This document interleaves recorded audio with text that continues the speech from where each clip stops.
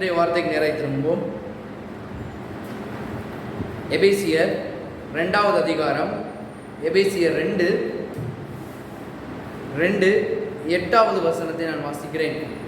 கிருபையினாலே விசுவாசத்தை கொண்டு இரட்சிக்கப்பட்டீர்கள். இது உங்களால் உண்டானதல்ல, இது தேவனுடைய ஈவு. இன்றிலிருந்து ஒரு புதிய தொடர் போதனையை ஆரம்பிக்கிறோம். தேவனுடைய கிருபை என்ற தலைப்பின் கீழே. கிருபை பாருங்க, அது எங்க இருந்து வருது அப்படின்னா தேவனிடமிருந்து பாருங்க. நம்மளுக்கு ஒரு தயவாய் ஈவாய் கொடுக்கப்படுகிறது தான் கிருபை.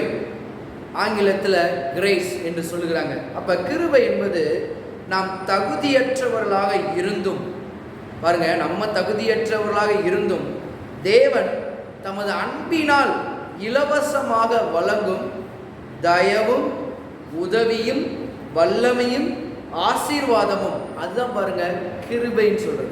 பாருங்க, நம்மளால எதெல்லாம் செய்ய முடியாம இருக்குதோ அதெல்லாம் கிருபை செய்து முடிக்கும். அதனாலதான் இன்னைக்கு மனுஷன் சொல்றான் பாருங்க, என்னால் எல்லாவற்றையும் செய்ய முடியும் அப்படின்னு. ஆனால் மனுஷனால சில செய்ய முடியாத காரியங்கள் அதிகமாக இருக்குது.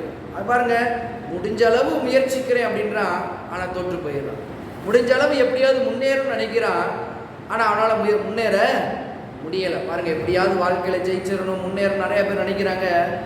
ஆனால் யார் உண்மையிலேயே சில பேர் பாருங்க ஏமாற்றி எப்படியோ ஜெயிக்கிறவங்களா இருக்கு, ஆனால் ரொம்ப நாள் அந்த ஜெயம் நிலை நிற்காது. யார் உண்மையிலேயே இருக்கிற நிலைமையிலிருந்து மேலே வர முடியும் அப்படின்னா தேவனுடைய கிருபையை சார்ந்து கொண்டவர்கள் மாத்திரமே அவர்கள் முன்னேறி வர முடியும். முழுக்க முழுக்க தேவனை சார்ந்து கொள்பவர்கள் மாத்திரம் பாருங்க மேலே உயர்வதற்கு தேவன் கொடுத்த ஒரு மிகப்பெரிய ஒரு சக்தி கிருபை. அது பாருங்க, ஒரு மனுஷனை கீழே இருக்க விடாம மேலே கொண்டு வரும் அந்த கிருபை. அதனாலதான் வேதம் எழுதி இருக்கிறது, கிருபையினாலே விசுவாசத்தை கொண்டு இரட்சிக்கப்பட்டீர்கள், இது உங்களால் உண்டானதல்ல. பாருங்க, இன்னைக்கு நிறைய மனுஷங்க என்ன சொல்றாங்கன்னா, இது என்னால செய்ய முடியுங்க, நான் இதை செஞ்சிருவேங்க. அதான் நான் சொன்னேன்ல, இன்னைக்கு கிறிஸ்தவர்கள் கூட அப்படி ஒரு எண்ணம் உண்டாயிருச்சு பாருங்க. என்னால் எல்லாம் பண்ண முடியும், என்னால் செய்ய முடியும், என்னாலன்னு செய்யும்போது பாருங்க கர்த்தருக்கு ஒரு முன்னுரிமையோ இடமோ கொடுக்காத அளவுக்கு பாருங்க அந்த கிருபை தான் வேலை செய்யுதுன்றது நிறைய பேருக்கு புரியாமல் இருக்குது. இன்னும் சொல்ல போனோம் அப்படின்னா, ஒரு தயவு உண்டாகுதா, உங்களுக்கு ஒரு உதவி கிடைக்குதா, ஒரு வல்லமையான காரியங்களால் உங்கள் செய்ய முடியுதா, ஆசீர்வாதமான வாழ்க்கைக்குள்ள தேவன் நடத்துகிறாரா, அதுதான் பாருங்க கிருபை. கிருபைன்றது பாருங்க எங்கேயோ ஒன்று நம்ம கண் காணத்தக்கதா இல்லை, அது என்ன செய்யும்னா பின்னாடி இருந்து மறைமுகமாய் நமக்கு உதவியும் வல்லமையும் செய்யக்கூடியது தான் தேவ கிருபை. எளிமையா சொன்னா, நான் சம்பாதிக்காததை தேவன் எனக்கு கொடுப்பது தான் கிருபை. பாருங்க, நம்ம சம்பாதிக்க முடியாததை, நம்மளால ஒன்றை ஈட்ட முடியாத ஒன்றை கொடுப்பது தான் தேவ கிருபை. ரட்சிப்பை நீங்க பெற முடியுமா? பாருங்க, பாவ மன்னிப்பை நீங்க பெற முடியுமா? இந்த உலகத்தில் பாருங்க என்னெல்லாம் பெற முடியாததோ அதெல்லாம் கிருபை வந்து கொண்டு வந்து சேர்க்கிறது. இன்னைக்கு உலகத்தான் சொல்றான் பாருங்க, நம்ம என்ன பண்ணிட்டோம், பாவியாவே பிறந்துட்டோம், நம்ம இப்படி தான் வாழ்க்கை போல அப்படின்னு நினைச்சு என்ன பண்றாங்க, அதுக்குள்ளேயே வாழ்றாங்க. பாவத்திலிருந்து விடுதலை கிடைக்காது, சாபத்திலிருந்து விடுதலை கிடைக்காது சொல்றாங்க பாருங்க. சில எங்க மூதாதையெல்லாம் பாருங்க, சில வாலிப வயசுல இறந்து போயிடுவாங்க. பாஸ்டர் நிறைய பேர் சொல்லி கேட்டிருக்கோம். ஏன் அவங்களாம் எதை நம்புறாங்க அப்படின்னா, உலகத்துல என்ன நடக்குதோ அதை அப்படி நம்புறாங்க. நான் சொல்றேன், கிருபையை சார்ந்து கொண்டவர்களுக்கு எதையெல்லாம் செய்ய முடியாம, எதையெல்லாம் மனுஷன் வந்து இழந்து தவிக்கிறானோ அதையெல்லாம் செய்வதற்கு ஒரு தயவு, அதுதான் கிருபை. அதுதான் எபேசியர் 2:8-9 பாருங்களேன், 9 வசனம். ஒருவரும் பெருமை பாராட்டாதபடிக்கு இது கிரியைகளால் உண்டானதல்ல. இன்னைக்கு வாழ்க்கையில உயர்றீங்களா, வாழ்க்கையில ஆசீர்வாதம் வருதா, பாருங்க அது யாருனால வருதுன்னா கிருபை தான் அருளுகிறது என்பதை புரிந்து கொள்ளுங்க. வாழ்க்கையில் ஒரு சில பணங்களை காண முடியுதா? ஒரு சில ஆசீர்வாதங்களை காண முடியுதா? ஒரு சில உயர்வுகளை காண முடியுதா? பாருங்க, கிருபை எப்படிங்க காண்றது? இதுதான் கிருபை. நீங்க மேல வரீங்களா? சில காரியங்கள் பாருங்க ஆசீர்வாதமான வாழ்க்கைக்குள்ள கடந்து வர மாதிரி இருக்கா? பாருங்க, அதுதான் தேவ கிருபை. கிருபையினாலே விசுவாசத்தை கொண்டு ரட்சிக்கப்பட்டீர்கள். இது உங்களால் உண்டானதல்ல, இது தேவனுடைய ஈவு. இத பவுல் இப்படி குறிப்பிடுறாரு. அப்ப ரட்சிப்பு நமது நல்ல செயல்களால் கிடைப்பதல்ல. நீ பாருங்க, நான் ஏதோ செஞ்சுட்டேன் அதனால ரட்சிப்பு கிடைக்கிறது இல்லை. ரட்சிப்பு என்பது தேவன் நம்மளுக்கு இலவசமாய் கொடுத்தது. நீ பாருங்க, ரட்சிப்பை சாதாரணமாக நினைக்கிறாங்க. பாருங்க, அந்த கிருபைக்குள்ள அவ்வளவு காரியங்கள் அடங்கி இருக்கிறது. கிருபையை சாதாரணமாக நினைச்சவங்களுக்கு அது சாதாரணமாக தெரியும். ஆனால் கிருபை எவ்வளவு வல்லமையாய் வேலை செய்கிறதுன்னு புரிஞ்சுக்கிட்டவங்களுக்கு கிருபை நான் சொன்ன மாதிரி பாருங்க, தயவுல உதவி செய்யும். உதவி பாருங்க, அதுக்கு கொண்டு வந்து சேர்க்கிறதா இருக்கட்டும், வல்லமையா இருக்கட்டும், ஆசீர்வாதமா இருக்கட்டும், எல்லாமே தேவன் கொண்டு வந்து சேர்க்கிறார். பாருங்க, அது தேவனுடைய கிருபையினால் கிடைத்த பரிசு. உங்களுக்கு ஒரு நல்ல நிலைமை உண்டாகுதா? வாழ்க்கையில் ஒரு செட்டில்மெண்ட் மாதிரி ஆகுது தெரியுதா? பாருங்க, அப்ப கிருபையை இன்னும் நம்ம என்ன பண்ணணும்? உறுதியாய் பிடித்து கொள்ளணும். ஏதோ வந்துருச்சுன்னு விட்டுட்டோம் அப்படின்னோம்னா பாருங்க, நம்ம கிருபையை சார்ந்திருக்காம எதை சார்ந்திருக்க போறோம்? நம்ம தயவையும் நம்ம பெரிய பராக்கிரமத்தையும் சார்ந்திருக்கிற மாதிரி போயிடக்கூடாது. கிருபையை மனுஷன் சார்ந்து கொள்ள வேண்டும். தேவனுடைய கிருபை எப்படியெல்லாம் செயல்படுது நீங்க பார்ப்போம்.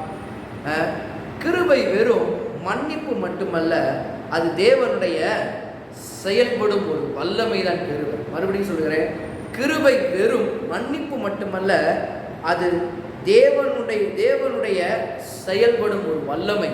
பாருங்க, தேவன் எப்படி செயல்படுறாருன்னா கிருபையினால் செயல்படுகிறார். ஒரு மனுஷன் முன்னேற முடியல அப்படின்னா மனுஷனுடைய வாழ்க்கைக்குள்ள தேவனுடைய கிருபை வந்து ஒன்றில்லாதவன் இருக்கிறத உயர்த்துவது தான் கிருபை.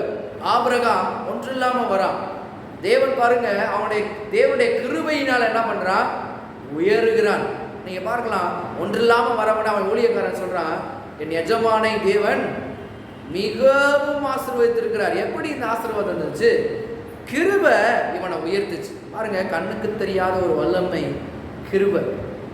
கிருபையை இன்னைக்கு நான் சாதாரணமா புரிந்து கொண்டோம் என்றால் பாருங்க, அது சாதாரணமா தெரியும்.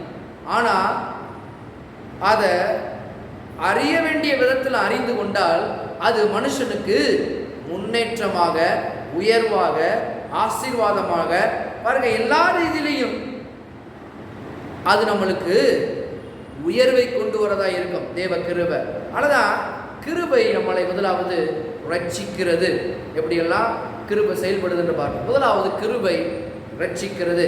நாம் பாவிகளாக இருந்த போதும் கிறிஸ்து நமக்காக மரித்தார் என்று ரோமர் 5:8 சொல்லுகிறது. அப்ப பாருங்க, நாம் பாவிகளாய் இருந்த போது கிறிஸ்து யாருக்காக மரித்தாரா? நமக்காக மரித்தார். நம்ம மரிக்க வேண்டிய இடத்தை அவர் எடுத்துக்கொண்டார். இதுவே தேவனுடைய கிருபையை நமக்கு வெளிப்படுத்தி காண்பிக்கிறது. அன்னைக்கு பாருங்க, ஒரு கல்மை இருந்தா திருப்புங்க லூக்கா பாருங்க, அங்க ஒரு மிகப்பெரிய ஒரு தேவ கிருபையை நம்ம பார்க்க முடியும். ஒரு கல்வன் 2 பேர் பக்கம் தொங்குறான். அதில் ஒருத்தர் சொல்றான், இன்னொருத்தர் பாருங்க என்ன சொல்றான். லூக்கா 23:39 பாருங்க. அன்றியும் சிலுவையில் அறையப்பட்டிருந்த குற்றவாளிகளில் ஒருவன், நீ கிறிஸ்துவானால் உன்னையும் எங்களையும் ரட்சித்துக்கொள் என்று அவரை இகழ்ந்தான்.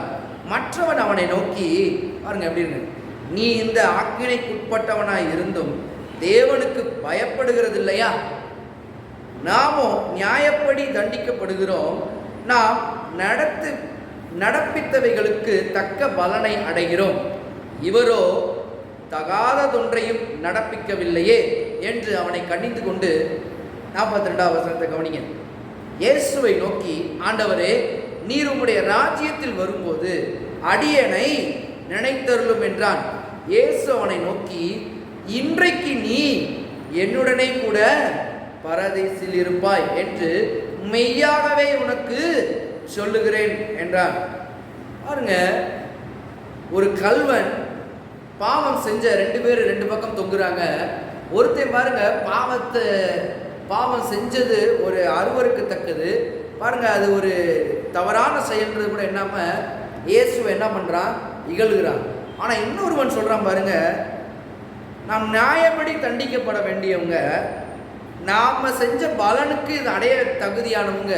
ஆனா அவரோ எந்த ஒரு தப்பும் செய்யலை, எந்த ஒரு காரியத்தையும் செய்யலை. அப்படி சொல்லிட்டு அவன் சொல்றான், ஆண்டவரே நீர் உம்முடைய ராஜ்யத்தில் வரும்போது அடியனை நினைத்தரலும். என்ன நினைத்தரலும்? அவன் என்ன சொல்றான் அப்படின்னா, ஆண்டவரே நான் பாவியான மனுஷன், எங்களுக்கு இந்த தண்டனை நியாயம்தான், இறந்ததுக்கப்புறம் ஒரு வாழ்க்கை இருக்குது, எல்லா தப்பையும் நான் செஞ்சு நாங்கள் அதுக்குண்டான ஒரு பலனால இப்போ என்ன பண்ணுறோம், சிலுவையில் தொங்குறோம். நீர் எந்த தவறும் செய்யலை, எந்த ஒரு குற்றமும் செய்யலை, உண்மையும் சிலுவையில் அடைத்து அறிந்திருக்கிறாங்க. ஆனால் நீ தேவ ராஜ்யத்தில் ஒரு தடவை பிரவேசிக்க போகிறேன், மறுபடியும் வரப்போகிறேன், உடைய ராஜ்யம் வரப்போகுது, அதில் கிருபையாய் என்ன பண்ணும் நினைத்து கொள்ளுன்னு சொல்லும்போது ஆண்டவர் சொல்கிறத பாருங்க, இன்றைக்கு நீ என்னுடனே கூட பரதேசில் இருப்பாய். ஒரு கிருபை எப்படி வேலை செய்யுது பாருங்க. அவன் நல்ல செயல்கள் செய்யவில்லை, ஞானஸ்தானமும் பெறவில்லை, ஆனால் ஆண்டவரே உம்முடைய ராஜ்யத்தில் வரும்போது என்னை நினைத்தருளும். அந்த வார்த்தை பாருங்க, தேவனுடைய கிருபையை வெளிப்படுத்துகிறதா இருக்குது. நான் உன்னை மன்னிக்கிறேன். அதான் கிருபைன்றது தகுதியற்றவர்களுக்கு. நான் சொன்ன மாதிரி, யாருக்கு இவங்க 2 தகுதி இருக்குன்னு நினைக்கிறீங்களா? இவங்க செஞ்சதுக்கு தப்பு. அவன் சொல்றதான் சரிதான். நாம் அடிக்கப்பட வேண்டியவங்க, நம்ம தண்டிக்கப்பட வேண்டியவங்க, தண்டிக்கப்பட்டது நியாயம், தர்மம். ஆனால் அவரோ எந்த தப்பும் செய்யலை, எந்த பாவமும் செய்யலை.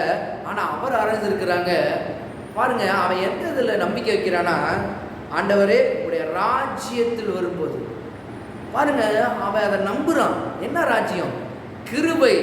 ஒரு ராஜ்யம், அந்த ஒரு அதில் ராஜ்யத்தில் நிறைய வல்லமை இருக்கு, அதில் ஒரு வல்லமை கிருபை.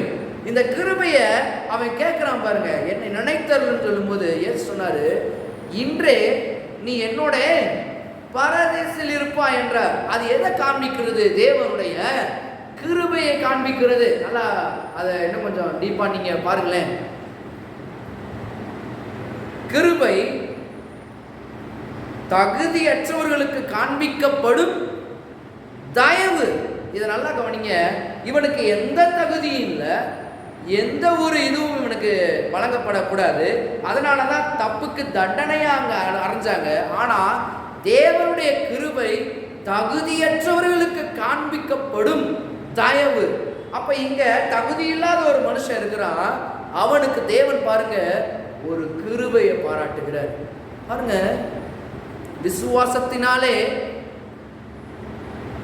கிருபையை கொண்டு ரட்சிக்கப்பட்டோம். இவன் விசுவாசிக்கிறான். எதை விசுவாசிக்கிறான்? தேவனுடைய ராஜ்யத்தை விசுவாசிக்கிறான். அவர் மீண்டும் வரப்போகிறாரு, மீண்டும் ஆளுகை செய்ய போகிறாரு. பாருங்க, இதை நம்புறான்.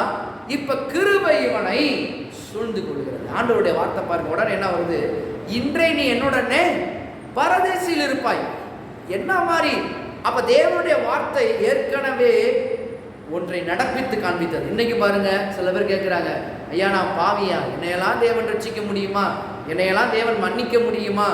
நான் சொல்றேன், கடைசி நிமிஷத்துல கூட பாருங்க, ஒருவன் அதை விசுவாசித்தனால கிருபை என்ன பண்ணுகிறது? அவனை சூழ்ந்து கொள்கிறது. தகுதி இல்லாத ஒரு மனுஷனை தகுதிப்படுத்தினது.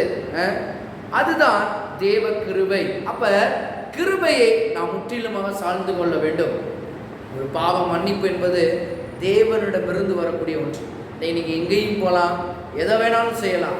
இந்த பாவத்தை மன்னிக்கிற ஒரே தேவன் ஆண்டவராகிய இயேசு கிறிஸ்து மாத்திரமே. அதனாலதான் கிருபையை சரியா புரிஞ்சுக்கலன்னா பாவத்துக்குள்ள மாத்திரம்தான் வாழ்வோம். பாருங்க, கிருபையை சரியா புரிந்து கொண்டோம்னா பாவத்துல இருந்து வெளியே வந்துருவோம். அதனாலதான் ஒரு பக்கம், இது 2 பக்கம் நம்ம காண்பிக்குது பாருங்க. ஒரு பக்கம் பாவத்தை விட முடியாம ஒருத்தர் இருக்கிறான் பாருங்க, அவன் இகழ்றான் இயேசுவ. ஆனா இன்னொரு பக்கம் பாவத்தை உணர்ந்து ஒருத்தர் செய்யறான் பாருங்க. இவரால தான் எனக்கு பாவ மன்னிப்பு உண்டாக போகுது, இவரால தான் எனக்கு எல்லா நன்மையும் வரப்போகிறத புரிந்து கொண்டு இவன் கேட்கிறான், ஆண்டவரே உங்களுடைய ராஜ்யத்தில் வரும்போது என்னை நினைச்சிடணும் அப்படின்னு பாருங்க. இவன் மனதுருகி கேட்கறத ஆண்டவர் விசுவாசிச்சு இவனுக்கு கிருபையாய் மன்னிப்பு அருளுகிறார். அதனால இன்னைக்கும் பாருங்க, பாவ மன்னிப்பு வேற எங்கேயும் கொடுக்கப்படாது. எங்கேயுமே பாவ மன்னிப்பு பாருங்க, நீ எங்கேயும் போகலாம், திரும்ப பாவம் மன்னிக்கப்படாம இந்த இருதயம் ஒரு பாரமா இருக்கும், குற்ற மனசாட்சியோடு இருக்கும், ஒரு ஒழுங்கான வாழ்க்கை வாழ முடியாது, ஒரு ஃப்ரீஃபுல்லான வாழ்க்கை வாழ முடியாது. ஏன் அப்படின்னா, பாவம் யாரால மன்னிக்க முடியும் அப்படின்னா, பாவத்தை யாரால மன்னிக்க முடியும் அப்படின்னா, ஒரே நபர் இருக்கிறார், ஆண்டவராகிய இயேசு கிறிஸ்து மாத்திரமே. அப்ப என்ன பண்ணுதுன்னா, கிருபை மன்னிக்கிறதா இருக்கிறது. பாருங்க, கிருபை அவனை ரட்சித்தது.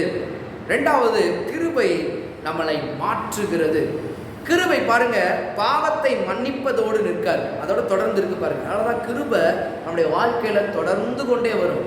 இவனை பாவத்தை மன்னிச்சது மாத்திரமல்ல, அடுத்து எங்க கொண்டு போகுது, இவனை தேவனுடைய ராஜ்யத்திற்கு ஒரு கொண்டு செல்லுது. அதே போலதான் இன்னைக்கு நம்ம வாழலாம்.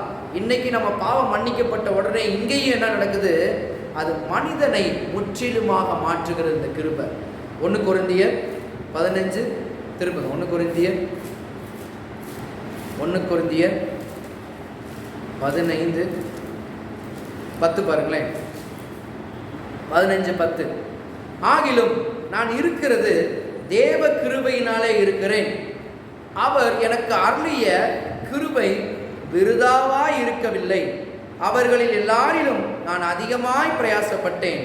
ஆகிலும் நான் அல்ல, என்னுடனே இருக்கிற தேவ கிருபையே அப்படி செய்தது. அவருக்கு என்ன செய்தது பவுலுக்கு? தேவனுடைய கிருபையினாலே நான் ஆனேன் அப்படின்ற. நான் ஆனேன் அப்படின்னா, அவரால் செய்ய முடியாதத தேவ கிருபை என்னது செய்தது. பவுல் என்ன பண்றாருன்னா, முன்பு சபையை துன்புறுத்தினாரு, அடித்தாரு, நொறுக்குனாரு, பாவத்தின் மேல பாவத்தை செஞ்சாரு. ஆனா கிருபை வந்த பொழுது அவர் சொல்றாரு பாருங்க, ஆகிலும் நான் இருக்கிறது தேவ கிருபையினாலே இருக்கிறேன். அடிக்கப்பட வேண்டிய தண்டனை அவருக்குமே வந்திருக்கணும், ஆக்கினை தீர்ப்பு வந்திருக்கணும். ஏன்னா சபையை துன்புறுத்தின மனுஷன், எல்லாரையும் கொண்டு குவிச்ச ஒரு மனுஷன் மத்தியில பாருங்க தேவ பிள்ளைகள்லாம். ஆனா ஒரு மன்னிப்பு உண்டாது பாருங்க. என்னங்க தேவ நீதின்றோம், நியாயன்றோம், ஆனா இவருக்கு ஒண்ணுமே செய்யலையா அப்படின்னா, அதுதான் கிருபை. எவ்வளவு பெரிய பாவியா இருந்தாலும் தேவன் மன்னிக்கிற தேவனா இருக்கிறார், மறக்கிற தேவனா இருக்கிறார். பவுலை கொண்டு ஒரு மிகப்பெரிய ஒரு திட்டத்தை வச்சாரு பாருங்க. அந்த திட்டத்துக்கு நேரம் வழி நடத்தினது என்னது? கிருபை வழி நடத்தினது. ஆனால் கிருபை அவனை என்ன மாற்றினது? கடைசியா அப்போஸ்தலனாக மாற்றியது. நிறைய சபைகளுக்கு பாருங்க, ஒரு முன்காட்டியான, ஒரு வழிகாட்டியான ஒரு போதகராய் அப்போஸ்தலனாகிய பவுல் மாறினார். அதனாலதான் இன்னைக்கு பாருங்க, அவர் எனக்கு அருளிய கிருபை விருதாவா இருக்கல. சில பேருக்கு கிருபை விருதாவா இருக்குது. அவர்களில் எல்லாரையும் அதிகமாய் பிரயாசப்பட்டேன். ஆகிலும் நான் அல்ல, என்னுடனே இருக்கிற தேவ கிருபை. அது என்ன கிருபை? அது அவருடனே இருக்குதுன்னு வேற சொல்றாரு பாருங்க. இன்னைக்கு நம்மளுக்கு தேவனுடைய கிருபை இருக்கிறது. அந்த கிருபை யாரு? இயேசு தான் அந்த கிருபை. இயேசு ஒரு மனுஷன் உள்ளத்துல ஏற்றுக்கும் போது, அதனால பாருங்க, அந்த கல்வன் பாருங்க எதை விசுவாசிக்கிறான்? யாரை விசுவாசிக்கிறான்? இயேசுவை விசுவாசிக்கிறான், இயேசுவின் மேல நம்பிக்கை வைக்கிறான். அந்த நம்பிக்கை, அதுதான் கிருபை. கிருபையும் இயேசுவும் ஒன்றே. நல்லா புரிஞ்சுக்கணும். நம்ம கிருபைன்றது அந்த பதத்தை சொல்ற ஒரு எழுத்து. ஆனா கிருபைனா யாரு? இயேசுதான் கிருபை. எந்த மனுஷன் இயேசுவாகிய கிருபையை சார்ந்துக்கிறானோ, அந்த கிருபை எல்லா பாவங்களையும் மன்னிக்கிறது, எல்லா அழுக்குகளையும் நம்ம பாவங்களை கழுவி இந்த உலகத்திலே வெற்றியாய் வாழக்கூடிய பலனை கொடுக்கிறது மாத்திரமல்ல, கிருபை ஒரு மனிதனை மாற்றுகிறது. முந்தி பாவத்தில் வாழ்ந்துகிட்டு இருந்தான், இன்னைக்கு பாவத்தில் வாழ விடாம தடுக்கிறது தேவ கிருபை. முன்பு ஆசீர்வாதம் இல்லாம இருந்தான், இப்ப ஆசீர்வாதத்துக்குள்ள வழி நடத்துறது தேவ கிருபை. எப்ப வரும் இந்த கிருபை அப்படின்னா, நான் உணர்ந்தா தான் அந்த கிருபை செயல்படும். நான் தகுதியற்றவன் ஆண்டவரே, என்னால எதுவுமே இல்லை. பவுல் சொல்றாரு பாருங்க, ஆனாலும் நான் அல்ல. இது எவன் வாயில அதிகமா இருக்குதோ, எந்த மனுஷன் வாயில இருக்குதோ, நான் அல்ல. சில பேர் நான் அல்ல சொல்லலாமா? சொல்லணும். எதுக்கு சொல்லக்கூடாது? என்னால் முடியும்னு சொல்லக்கூடாது. எப்படி சொல்லணும்? நான் அல்ல, என்னால் அல்ல, கிறிஸ்துவினாலே எல்லாமே கூடும். பாருங்க, இதுதான் கிருபை. கிருபையை மேன்மை பாராட்டுறது. கிருபை நம்மளுக்கு வேலை செய்யக்கூடிய வல்லமை இங்கே தான் ஆரம்பிக்குது. நான் இருந்தால் கிருபையின் வல்லமையை நம்ம செயல்பட வைக்க முடியும். கிருபை எல்லாத்தையும் செய்ய முடியும். நான் கிருபையினால வாழ்கிறேன்னு ஒரு மனுஷன் உணர்வானா? கிருபை என்ன ரட்சிச்சுன்றதை உணர்வானா? பாருங்க, நீங்க யோசிச்சு பாருங்க. எத்தனையோ பேர் வெளியே நிற்கிறாங்க, எத்தனையோ பேர் ரட்சிக்கப்படாதவங்களா இருக்காங்க, எத்தனையோ பேர் இந்த நல்ல தேவனை அறிஞ்சுக்காமன்னு இருக்கிறாங்க. ஆனால் நீங்களும் நானும் அறிஞ்சிருக்கிறோம். எந்த காரணம்? ஏதாவது ஒரு காரணம் சொல்ல முடியுமா? நான் நல்லா வாழ்ந்தேங்க, நல்லா நிறைய பேருக்கு உதவி செஞ்சீங்க, நான் பாவமில்லாத வாழ்க்கையை வாழ்ந்தீங்க அப்படின்னு சொல்ல முடியுமா? நீங்கள் யார் அப்படின்னா, நம்மளை நாமே கேட்டு பார்த்தீங்கன்னா இருக்கிறதுலே பாவியான மனுஷன் நம்ம தான். இங்கே உட்காந்துருக்கிற நீங்களும் நானும் தான். ஏன்? அவளை பாவத்தை செஞ்சுக்கிட்டு இருந்தான், அவளை துரோகத்தை செஞ்சுக்கிட்டு இருந்தோம், கிறிஸ்துவுக்கு விரோதமாக இருந்தோம், பவுல் சொல்கிற மாதிரி. ஆனால் கிறிஸ்துவ ஒரு மனுஷன் கிருபையை முழுமையை அறிஞ்சிட்டானா, அவன் அதுக்கடுத்து நான்றதை சொல்ல மாட்டான். கிறிஸ்துவே, அவனுடைய கிருபையே, கிருபையினால செஞ்சோம், கிருபையினால வாழ்ந்தோம், கிருபை உயர்த்தினது, கிருபை என்ன ஆசீர்வதிக்கிறது. பாருங்க, எவன் வாயில இப்படி வருதோ அவன் தான் தேவ கிருபையை முழுமையை பிடிச்சவன். அவன் தான் கிருபையின்படி வாழ முடியும், அவன் தான் கிருபையினாலே நிலை நிற்க முடியும், அவன் தான் கிருபையினால இந்த உலகத்துல ஜெயிக்க முடியும். அதனாலதான் கிருபை நம்மளுக்கு பலன் கொடுக்கிறது. மூன்றாவது பாருங்க, 2 கொரிந்தியர் 12:9.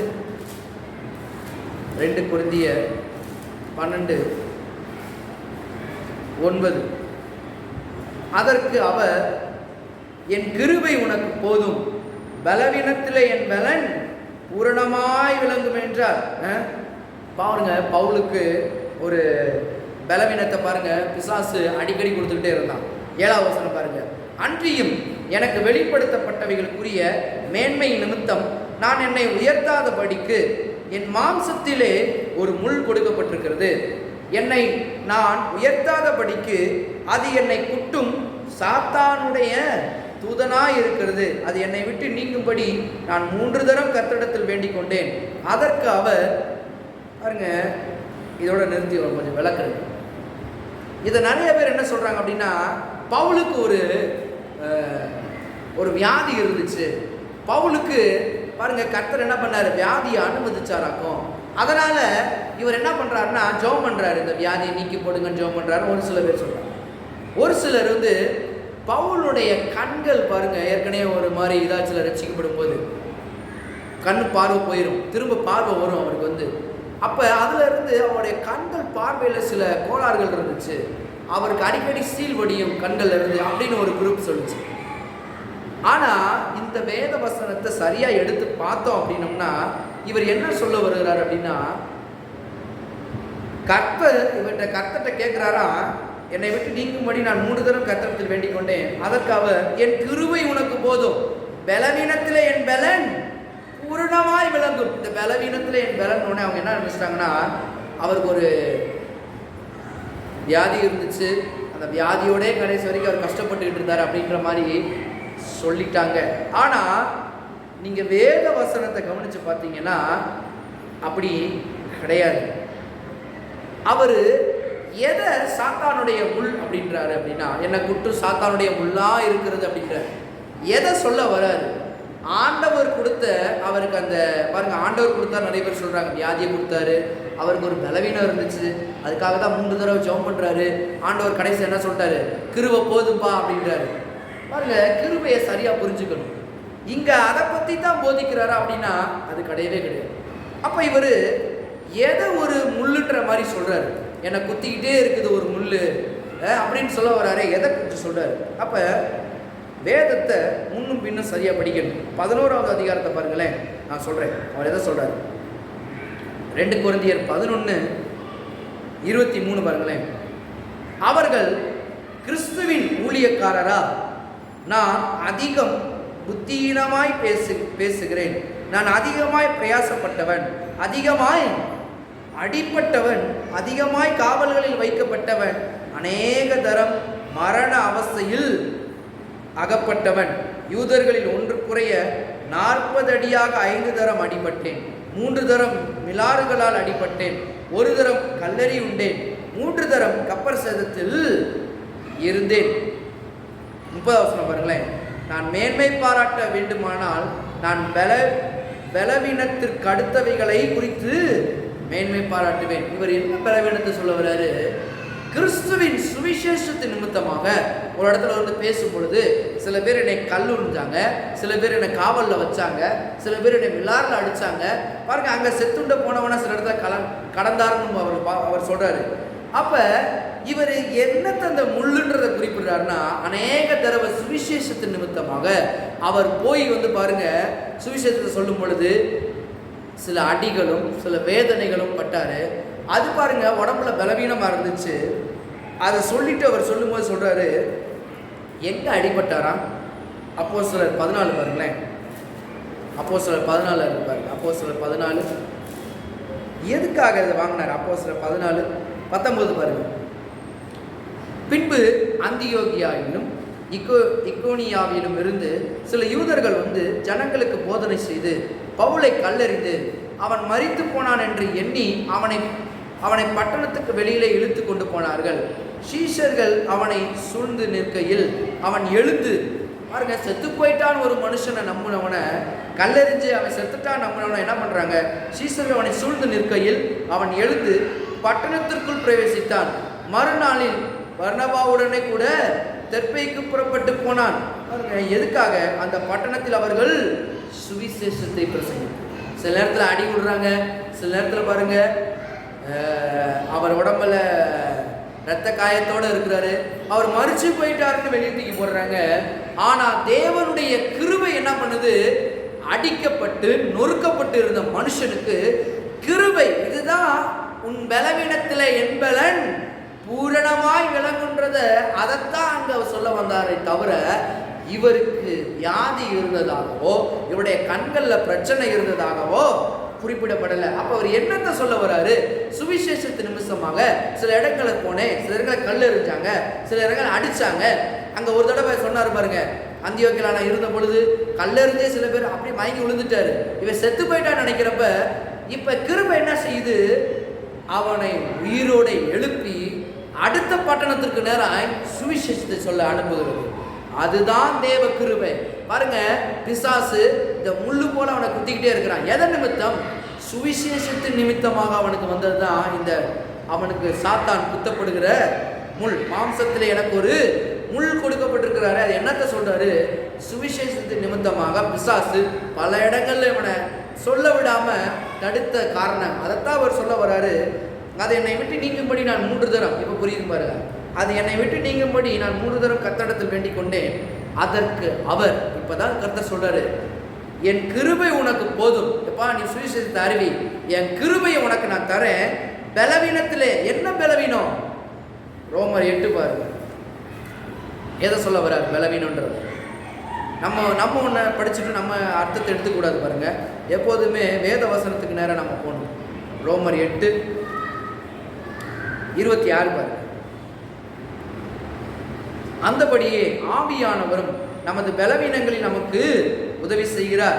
நாம் ஏற்றபடி வேண்டிக் கொள்ள வேண்டியது என்னதென்று அறியாமல் இருக்கிறபடியால் ஆவியானவர் தாமே வாக்கு கடங்காத பெருமூச்சுகளோடு நமக்காக என்ன செய்யணுன்றது அவருக்கு தெரியல. போராடம் கூட அடிக்கிறாங்க, கல்லறிகிறாங்க, என்ன செய்யணும் அப்படின்றப்ப ஆவியானவர் நமக்காக வேண்டுதல் செய்கிறார். அதனாலதான் பலவீனத்திலே என் பலன், அப்பா உனக்கு பலவீனமா இருக்குது, சுவிசேஷ நிமித்தமா பாடுபடுற, கல்லறிகிறாங்க, ஆனா என் கிருபை உனக்கு போதும்.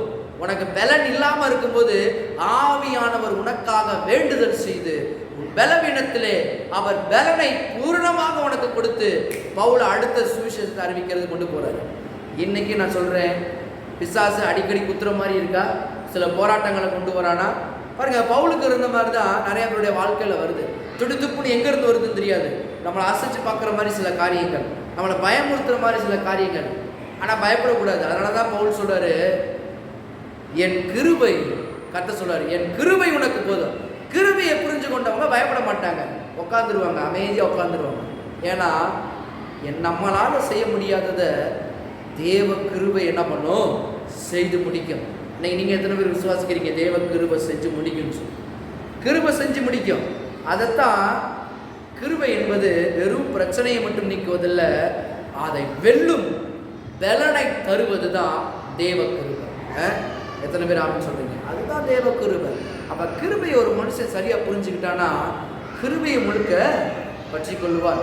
கிருபை அது மாதிரி தேவைகளை சந்திக்கிறது. என்ன தேவை? இன்னைக்கு ஒருவேளை பணம் பற்றாக்குறையா இருக்குதா? ஒரு சில நேரம் ஏதாவது தேவையோடு இருக்கிறீங்களா? வர வேண்டிய பணம் வராமல் இருக்குதா?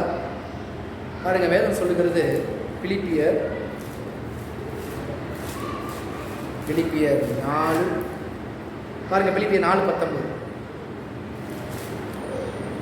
என் தேவன் தம்முடைய ஐஸ்வரியத்தின்படி உங்கள் குறைவை எல்லாம் கிறிஸ்து இயேசுவுக்குள் மகிமையிலே நிறைவேற்றுவார். அப்ப இது என்ன வெளிப்பாடு? மகிமையின் ஐஸ்வரியத்தின்படி. அப்ப இது கிருபையின் வெளிப்பாடாக இருக்கிறது. மகிமைன்னு என்னதுன்னா டுடே, இன்னைக்கே நடக்க முடியாத நடக்க முடியாத காரியத்தை நடத்தி காட்டுவதுதான் தேவ கிருபை. அவர் சொல்றாரு இன்னைக்கே மகிமையிலே நிறைவாக்குவார். எப்ப? என் தேவன் தம்முடைய ஐஸ்வரியத்தின்படி உங்கள் குறைவை எல்லாம். இன்னைக்கு என்ன குறைவு இருக்கிறது? ஒரு சில பற்றாக்குறைவு இருக்குதா? ஒரு சில தேவையோடு இருக்கிறீங்களா? பண பற்றாக்குறையோடு இருக்கிறீங்களா? நான் சொல்றேன், அந்த பண பற்றாக்குறையை நீக்கி போடுவார். அதுக்கு நம்ம என்ன பண்ணணும்? தேவ கிருபையை சார்ந்து கொள்ள வேண்டும். இந்த கிருபை என்ன செய்கிறது? தேவைகளை சந்திக்கிறதா இருக்கிறது. அப்ப கிருபைக்கு இத்தனை சொன்னேன் பாருங்க. கிருபைக்கு மிகச் சிறந்த எடுத்துக்காட்டு யாருன்னா, ஒன்று நோவா. நான் சொல்றேன், ஆதியாகமம் 6வது அதிகாரம், திருப்புங்க, ஆதியாகமம் 6, ஆதியாகமம் 6வது அதிகாரம்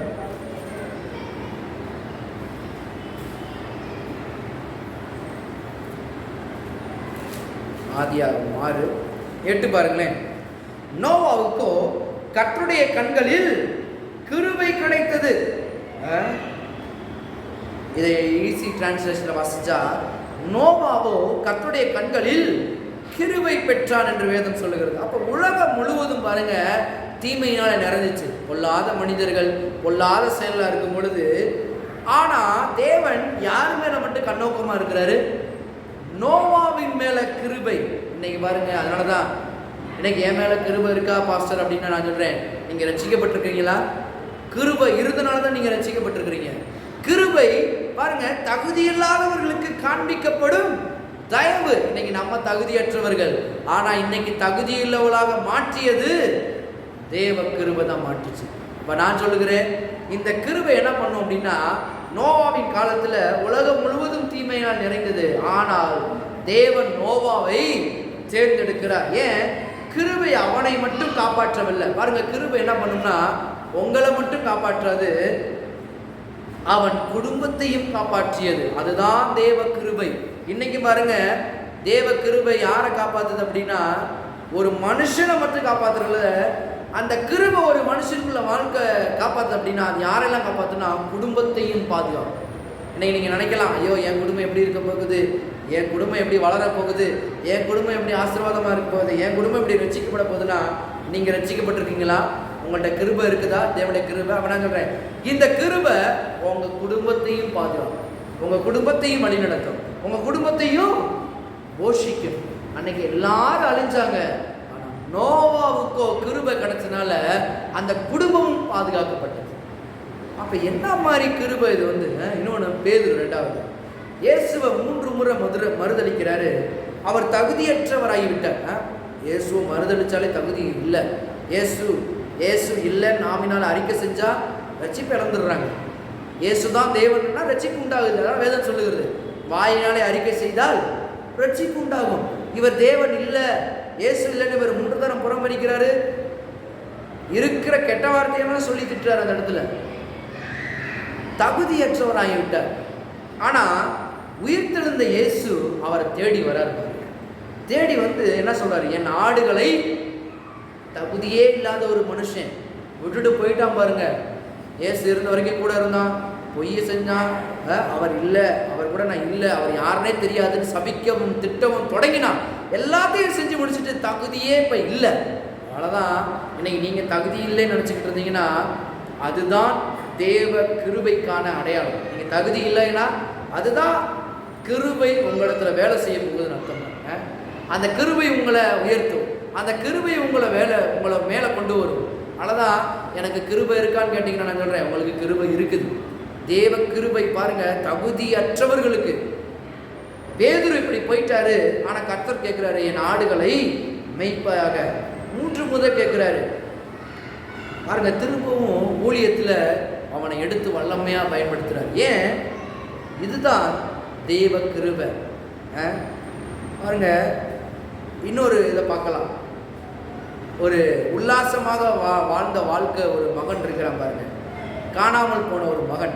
லூக்கா 15 போட்டிருக்குது, தான் சொத்தையெல்லாம் வீணாக்கினான் பாருங்க. அவன் எல்லாவற்றையும் இழந்துட்டான், தவறான வழியில போயிட்டான். அந்த தேவ அப்பான்ற கிருபையை விட்டுட்டு போறான். வாழ்க்கை பூரா அவனுக்கு என்ன ஆகுது? பன்றிக்குன்ற தவிட்ட கூட கிடைக்காத அளவுக்கு அவனுடைய வாழ்க்கை ரொம்ப மோசமா மாறிடுச்சு. ஒரு நாள் யோசிக்கிறான், கிருபையை குறித்து யோசிக்கிறான், அப்பான்ற கிருபை யோசிக்கிறான்.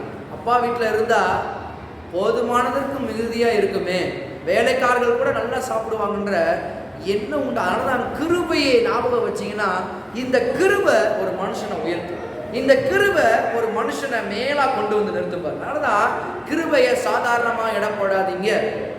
கிருபையை புரிந்து கொண்டவர்கள் கிருபையை பேச வேண்டும். பவுல் அடிக்கடி பேசுறார், நான் அல்ல கிறிஸ்துவே, நான் அல்ல தேவனை, என்னால் அல்ல, இது தேவனுடைய ஈவு. ஏன் பவுல் அடிக்கடி சொல்றாரு? பவுலுக்கு கிருபையை பத்தி நல்லா தெரியும். எதெல்லாம் பவுல் நல்லா செஞ்சார் நம்ம சொல்றோமோ அதுக்கு பின்னாடி பவுலுக்கு தெரியும் கிருபை தான் அவரை வேலை செய்ய வச்சுச்சு. பேதுரு எப்படி நல்லா பேசினாரு நிறைய பேர் சொல்றோம், ஆனா அதுக்கு பின்னாடி இருந்தது கிருபைன்றதை நம்ம புரிஞ்சுக்கணும். இன்னைக்கு நல்ல நடக்குது அப்படின்னா அதுக்கு பின்னாடி இருக்கிறது என்னது? தேவ கிருபை. அதான் கிருபையை சார்ந்து கொள்ளணும். கிருபையை புரிஞ்சுக்கிட்ட மக்களுக்கு பாருங்க தேவன் உயர்த்துகிறார். இவன் பன்றி தின்ற தவிட்டு கூட கிடைக்காதப்ப ஒரு எண்ணம் வருது, அப்பா வீட்டில் இருந்து நல்லா இருக்குமே, கிருபையை குறித்து ஞாபகப்படுத்துறாங்க. ஓடி வந்து கட்டி தழுவினார் அப்பா, அதுதான் கிருபை. தகுதியே இல்லை, ஆனா தகுதி படுத்துறது தான் தேவ கிருபை. அவனை பார்க்க ஓடி வந்து கட்டி பிடிச்சு உயர்ந்த அங்கி, உயர்ந்த மோதிரம், உயர்ந்த காலணிகளை கொடுத்துறாரு. இது என்னது? அழகான இதான் கிருபையின் அழகான படம். கிருபை எப்படி வேலை செய்கின்றது எங்க புரிஞ்சுக்கலாம் தெரியுமா? இந்த படத்தை வச்சு புரிஞ்சுக்கலாம். தேவனை சபிச்சு திட்டி அப்பாவே வேணான்னு போற ஒரு மனுஷன் அயோக்கியத்தனமா எல்லாத்தையும் பண்ணி முடிச்சுட்டு சாப்பிட்றது கூட வேலை இல்லாமல் இருக்கும்போது, ட்ரெஸ்ஸு கூட இல்லாத இருக்கும் பொழுது, பண்டியின் சேத்துல இருக்கிறான். எல்லாரும் அவனை இகழ்றாங்க. எல்லாரும் ஒரு நாட்டை விட்டு இன்னொரு நாட்டுக்கு போயிட்டான். அவனுக்கு எந்த உதவியும் கிடைக்கல, எந்த இதுவும் இல்லை. ஆனால் இப்போ நினைக்கிறான் பாருங்க, அப்பாவை நினைக்கிறான். திரும்ப இந்த அப்பாவின் நிமித்தம், கிருபையின் நிமித்தம் எதெல்லாம் இல்லாமல் இருந்துச்சோ அதெல்லாம் நூறத்தனையா இவனுக்கு திரும்ப கிடைச்சு. பாருங்க, ட்ரெஸ் இல்லாமல் இருக்கிறான், மிக உயர்ந்த வஸ்திரத்தை கொண்டு வந்து இவனுக்கு கொடுத்துருக்கு. கால் அசிங்கமா இருக்குது, காலில் முள்ளு குத்துனால அந்த அளவுக்கு தெரியாமல் நடந்துட்டு வந்த ஒரு மனுஷன், கால் வீங்கின ஒரு மனுஷன், ஆனால் அவனுக்கு பாருங்க உயர்ந்த வஸ்திரத்தை கொடுத்துருது தேவ கிருபை. அதுதான் கிருபை. ஒரு கிருபை ஒரு மனுஷனுக்கு பாருங்க உண்டாகுமானால் அந்த கிருபை ஒரு மனுஷனை உயர்த்தும். யாருக்கு இந்த கிருபை இருக்குதுன்னா, நான் சொல்றேன், தகுதி இல்லாத மனுஷர்களுக்கு காண்பிக்கப்படும் தயவு. நம்ம விசுவாசிக்கணும். பாருங்க, நிறைய பேர் ஒத்துக்க மாட்டாங்க. எனக்கு தகுதி இல்லைன்னு யாரு சொன்னது? நான் சொல்றேன், தகுதி இல்லைன்னு வேதமே சொல்லு. எல்லாரும் தாயின் கருவில் பிறந்த எல்லாருமே எப்படி இருக்கிறோம்? பாவியான மனுஷனா இருக்கிறோம். தகுதி யாருக்குமே கிடையாது. ஆனா எந்த மனுஷன் ஆமாண்டவரே எனக்கு தகுதி இல்லை, ஆனா உம்முடைய தகுதி என்னுடைய தகுதியா இருக்கும் ஆண்டவரே, நான் அதை விசுவாசிக்கிறேன், உம்மை நம்புறேன். அப்பாவை நோக்கி பார்த்த நிமிஷத்துல அழுக்கு நாற்றம் எல்லாம் அவர் பார்க்கல, கிருபை உடனே சூழ்ந்து கொள்ளுது. அங்க நடந்து வரும் பொழுதே இவர் ஓடி போய் கிருபை பாருங்க கட்டி அணைச்சு, உயர்ந்த வஸ்திரம், உயர்ந்த காலணி, உயர்ந்த மோதிரம். பார்க்கும் பொழுதே மீண்டும் பாருங்க, சேத்துல இருந்து வந்த மனுஷனா இல்ல உண்மையிலேயே வேற ராஜாவா அப்படின்ற மாதிரி ஆகிப்போச்சு. ஏன்? கிருபை ஒரு மனுஷனை கீழே இருக்க விடாது, கிருபை ஒரு மனுஷனை மேலே தூக்கிட்டு வரும். இதுதான் தேவ கிருபை. இது ஒரு அழகான படம். அப்போ கிருபைக்கு எப்படி சொல்லலாம் அப்படின்னா, இவனை ஒரு அழகான படத்தை அப்படி வச்சுக்கலாம் பாருங்க. பண்ணி சேத்துல தின்றதுக்கு ஒன்றும் இல்லாமல் நாத்தம் எடுத்துக்கிட்டு இருந்த ஒரு மனுஷன், இப்படி ஒரு மனுஷனை அழகான வஸ்திரம், அழகான மோதிரம், அழகான ஒரு காலனி,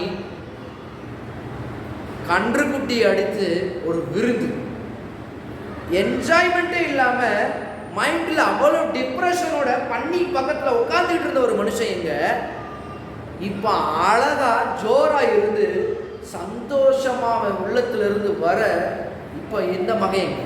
அதுதான் கிருபை. கிருபையை புரிஞ்சுக்கணுமா? அந்த படத்தையும் பாருங்க, இந்த படத்தையும் பாருங்க. எது கிருபை அப்படின்னா, உயர்த்தி வைக்கிறது தான் தேவனுடைய கிருபை. பிசாசினுடைய வல்லமை எதுனா அதுதான் பன்றி குடிசைக்குள்ள இருக்கிறது தான் பிசாசினுடைய. ஆனால் தேவ கிருபை என்ன பண்ணும்? அவனை சேற்றில் இருக்காம அவனை தூக்கி நிமிர்த்துறது தான் தேவனுடைய கிருபை. அப்போ கிருபையை புரிஞ்சுக்கணும்னா இந்த படத்தை நல்லா புரிஞ்சுக்கணும். கிருபை எப்படி இன்னைக்கு பெறப்படுகிறதுனா, இயேசு கிறிஸ்துவை விசுவாசிப்பதின் மூலமாக, தேவனிடம் தாழ்மையாய் வருவதன் மூலமாக. எனக்கு எல்லாம் தெரியுமாக்குன்னு வரக்கூடாது. ஆண்டவரே எனக்கு தெரியல, நீ கற்றுக்கொடு, நான் போதிக்கிறேன், நான் கற்றுக்கொள்கிறேன் ஆண்டவரே, நீ எனக்கு சொல்லிக் கொடு. நோவா அப்படி தான் வரான் பாருங்க. நோவா ஒரு தகுதி இல்லாத மனுஷன், ஆபிரகாம் தகுதி இல்லாத ஒரு மனுஷன், ஈசாக்கு, யாக்கோபு எல்லாம் திருட்டுத்தனம் பண்ணவங்க பாருங்க. எல்லாரையும் ஒரிஜினல் பண்ண முடியாது. தகுதியே இல்லாமல் வந்தவர்களை தகுதியுடையவர்களாய் மாற்றினது தேவ கிருபை. அதனால தேவனை தாழ்மையாக வருவதன் மூலமாக, தேவனுடைய வார்த்தையில் நிலை நிற்பதன் மூலமாக. அதனாலதான் யாக்கோபு 4:6 சொல்லுகிறது, தேவன் அகந்தை உள்ளவர்களுக்கு எதிர்த்து நிற்கிறார், தாழ்மை உள்ளவர்களுக்கும் கிருபை. அப்ப கிருபை எங்க இருக்குன்னா, தாழ்மை சிந்தனை இருக்கணும். எந்த தாழ்மை சிந்தனை? உலகத்துல தாழ்மை சிந்தனை இருக்கக்கூடாது. தேவனிடத்துல ஒரு மனுஷன் வரும் பொழுது அந்த இடத்துல தாழ்மை இருக்கும். ஆண்டவரே, ஒரு காரை பார்க்கும்போது, ஒரு வீடை பார்க்கும்போது, உங்களுக்கு பணம் லாபங்கள் வரும் பொழுது இதெல்லாம் தருவது தேவ கிருபை. அதனால பாருங்க, இன்னைக்கு ஒன்றும் இல்லாமல் இருக்கிறப்ப அந்த பண்ணி பக்கத்தில் உட்காந்துருந்தா பாருங்க, அவனை நினச்சிக்கோங்க, இன்னைக்கு கிருபை ஒன்றும் வெல்லு. அப்போ நீங்கள் எப்படி யோசிக்கணும்னா, அப்பாட்ட போனால் எப்படி இருப்பேன்றதை யோசிங்க. அதுதான் கிருபை. என் அப்பா நீ நல்லா வச்சுக்கிடுவார். நான் சொல்கிறேன், ஒரு ஓமை, அந்த இடம், அந்த அப்பா யார்? ஆண்டவராகிய இயேசு கிறிஸ்து. அவர் தான் கிருபை. இயேசுவை விசுவாசிப்பதன் மூலமாக தேவனிடம் தாழ்மையாக பாருங்க, தாழ்மையாக வந்தான். என்னை ஏற்றுக்கிறவாரா ஏற்றுக்க மாட்டாரான்னு ஒரு யோசனையோட வரான். ஆனால் கிருபை அவனை ஏற்றுக்கொண்டு. இதுதான் தேவ கிருபை பாருங்க. தேவனுடைய வார்த்தையில் நிலைநிற்பது. அதான் யாக்கோபு 6 சொல்ல, தாழ்மை இல்லாதவர்களுக்கு தான் கிருபை, தாழ்மை உள்ளவர்களுக்கு கிருபை, தாழ்மை இல்லாதவர்களுக்கு கிருபை கிடையாது. இன்னைக்கு பாருங்க, மேட்டியுமே நிறைய பேர் இருக்காங்க. நான் வீடு கட்டிட்டேன், நான் வாங்கிட்டேன், எப்படின்னு பார்த்தியா? அவங்களுக்கு கிருபையே இல்லைன்னு அர்த்தம். யார்கிட்ட கிருபை இருக்குன்னு தெரியுமா? தாழ்மையாக இருக்கிற. பெரிய வீடு இருந்தாலும், பெரிய கார் இருந்தாலும், பெரிய சம்பாத்தியங்கள் நீங்கள் பண்ணாலும், தாழ்மை இல்லைன்னா கிருபை உங்கள்கிட்ட வேலை செய்யாது. இன்னும் உயரணமா கிருபையோடு தாழ்மையோடு இருக்கு. அதுதான் கிருபை. அப்போ கிருபையின் அடையாளங்கள் என்ன? என்னென்னலாம் கிருபை இருக்கிறது? பாவ மன்னிப்பு, ரட்சிப்பு, தேவனுடைய சமாதானம், பலன், ஞானம், பாதுகாப்பு, ஆசீர்வாதம், ஊழியத்திற்கான அபிஷேகம், வெற்றி உள்ள வாழ்க்கை. இதுதான் கிருபையின் அடையாளங்கள். கிருபையில் என்னென்னங்க இருக்கு?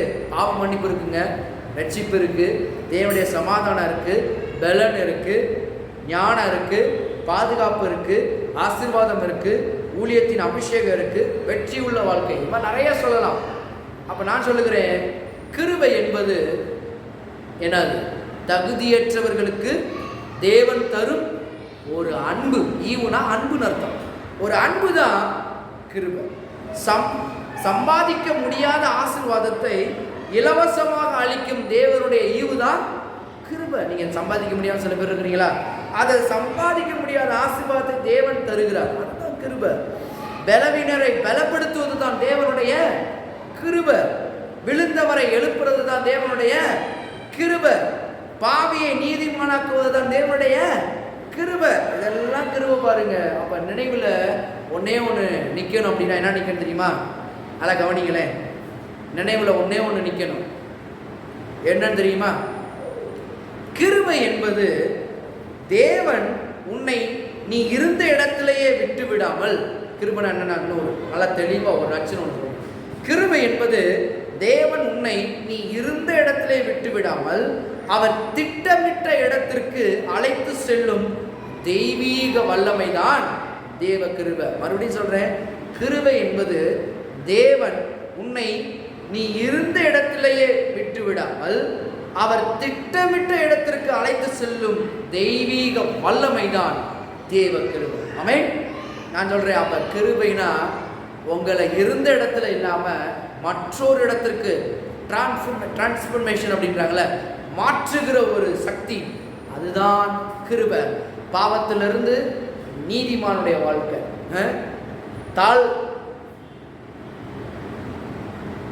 ரட்சிப்பு இல்லாமல் இருந்து ரட்சிப்புக்கு உண்டான வாழ்க்கை, ஆசீர்வாதம் இல்லாமல் இருந்து ஆசீர்வதிக்கப்படக்கூடிய வாழ்க்கை.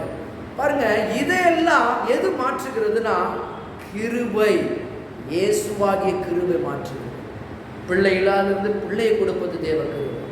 அதனால தான் கிருபையை பிடிச்சிக்கோங்க. கிருபைனா சாதாரணமானதுலாம். இப்போ நான் சொல்லுகிறேன், நீங்கள் எத்தனை பேத்துக்கு புரியுது? கிருபை தகுதி இல்லாமல் நீங்கள் சொல்லலாம், இன்றைக்கி எங்கள் தகுதி இல்லைங்கயா, நான் வாழ்க்கையில் கண்டிப்பாக எங்களால் உயர முடியாது, எங்களுக்கு நல்லாவே தெரியுன்றீங்களா? நான் சொல்கிறேன், அப்படி இருக்கிறவங்களுக்கு தான் தேவ கிருபை உயரும். எதை உயர்த்தணும்? ஆண்டவரே, எங்களால் உயர முடியாது, எனக்கு தெரியும், ஆனால் உடைய கிருபை எனக்கு தயவு பாராட்டும், உடைய கிருபை என்னை உயர்த்திட்டு ஆண்டவரே. கர்த்தரை நோக்கி பார்க்கும்போது கிருபை உங்களை இருந்த இடத்துல இருக்க விடாது, உங்களை மேலே கொண்டு வந்து அழகு பார்க்கும். ஆமென்.